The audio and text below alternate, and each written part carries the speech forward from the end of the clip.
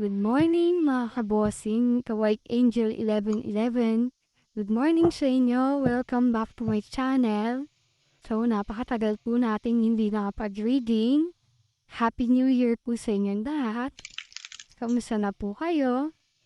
Balak po i-share sa inyo ang 7 pinakamaswerteng zodiac sign ngayong 2024. Naway kabilang ka rito sa aking mabubunot. Pero sabi naman kahit hindi raw mabanggit ang yung zodiac sign, lahat naman daw tayo ay may kanya-kanyang swerte. At nasa tao daw ito, kapayat. Pero may natatangi. Sabi nga yung 7 ito ay natatangi, kung kaya't dapat nating alamin kung kasali ka dito. So, good morning mga kabossing, good morning ka White Angel 1111. Good morning sa'yo, naway nasa mabuti kang kalagayan. At naway ngayong bagong taon ng 2024 ay magagandang energy, good vibes and energy ang tanging nating masadap, kasaganaan, kagalingan, mabuting kalusugan para sa lahat. Lalo-lalo na may mga karamdaman ngayon, inialay natin ang panalangin para sa kanilang kagalingan. Good morning sa inyo. Umpisa na po tayo. Pabunot lamang po tayo ng mga cards para sa ating 7 natatanging zodiac sign na pinakamaswerte ngayong 2024. Lagi nating iisipin na ang mabubuti, ang tanging nating kukunin ng mga good vibes.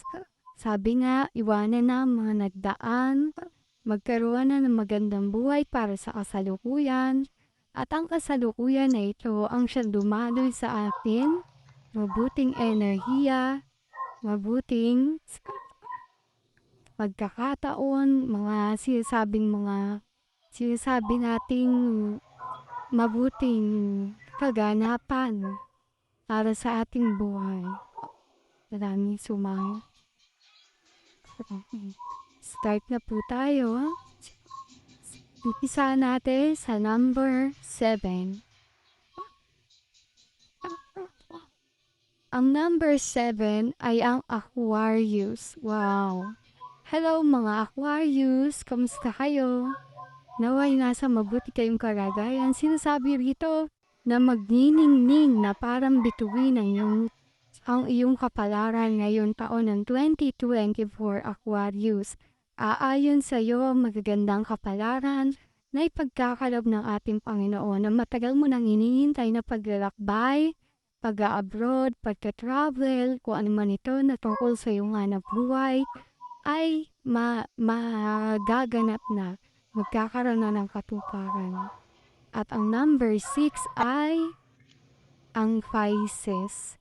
Sinasabi rito na ang Pisces ay siyang pinakamaligaya at pinakamagandang pagkakataon ngayong taon na ito para ikaw ay magtagumpay sa iyong buhay. Ito raw yung aayon sa iyong lahat ng kapalarang ninanais mo na maganap sa iyo ay siya ipagkakalob sa iyo ng Panginoon. At ang numbers 5 ay ang Taurus. Wow! Sinasabi rito na maging matalino ka Taurus para magampanan mo raw o maging maligaya ang taong 2024 para sa iyo. Kalimutan mo na ang mga nagdaan. At sinasabi ng yung cards na ang pagiging matalino mo, paghawak ng pera, ang siyang nakakapadabay sa iyo para magtagumpay ka ngayon 2024. Ang number 4 ay ang Gemini. Wow! 4 na kayo ha. Una ang Aquarius, ang pang-7 ay Aquarius, pang-6 ay Pisces, ang pang-5 ay Taurus, ngayon ang Gemini.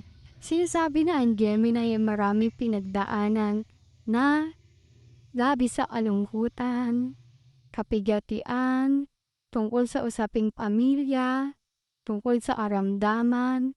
Ngayong 2024 ay napakaganda ng iyong taon, Gemini.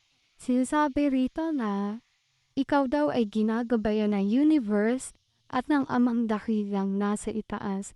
Ipanalangin mo na ma-wash out lahat ng iyong mga bigati at kalungkutan upang magkaroon ng katuparan ng iyong mga pangarap. At ang pangatlo sa ating mga lucky zodiac sign ay ang Leo. Wow! Congrats, Leo! Dahil matapos ang maraming kalungkutan na naganap sa iyong buhay, maraming kabiguan, maraming pagkakamali, ay maitutuwid mo ito ngayon 2024. Sinasabi na magiging maligaya at mabunga at mabulaklak ang iyong 2024. Marami kang achievement na makukuha o ang mga tinatawag na priority sa iyong buhay ay aangat ang antas ng iyong pamumuhay. Sinasabi na kung ikaw ay napiringan sa iyong dating pag-ibig, ngayon ay ikaw daw ay makakatagpo ng tunay at wagas sa pagmamahal. Yan ang sinasabi sa kanyang Leo. At ang number 2 ay ang Libra. Wow, Libra! Sinasabi rito na may nagdaan kang usaping parang batas or ano paman, usapin na nagkaproblema tungkol sa pag-ibig. Ano ba ito? Nga ang dati mong pag-ibig ay iyon ang binitawan. Ngayong papasok ang 2024, ang pinakamaganda para sa iyo. Usaping pera, usaping hanap buhay, usaping pag-ibig, lahat ay nagbago na. Sinasabi na itong ang pagbabago at sa mga taong nagpaplanong magpakasal na yun ang mga Libra, sinasabi na matutupad ito. At ang katuparan ng iyong pangarap ay may kaugnayan sa iyong pagyaman. Ang napakaganda ng iyong card, Libra. At ito ang number 1. Wow. Siya yung sabi nga, swerte sa maswerte at ang pinakaswerte. At ito ay ang Sagittarius. Wow, congrats Sagittarius dahil lahat ng pinaghirapan mo, lahat ng iyong sumikapan, sabi nga ikaw ay nagkaroon ng malalang karamdaman, nagkaroon ka ng kagalingan, ngayon ang iyong recovery. Sinasabi na ngayon 2024, lahat ng iyong kabiguan, kalungkutan, anuman yan na kinabagsakan mo na negosyo, ito ang year na iyong pagbangon. Ito ang year na magbubunga na ang iyong mga paghihirap. Ito ang year na magtatagumpay ka sa buhay. At ang iyong minamanifest ay matakamit mo na at makukuha mo na ito ngayon.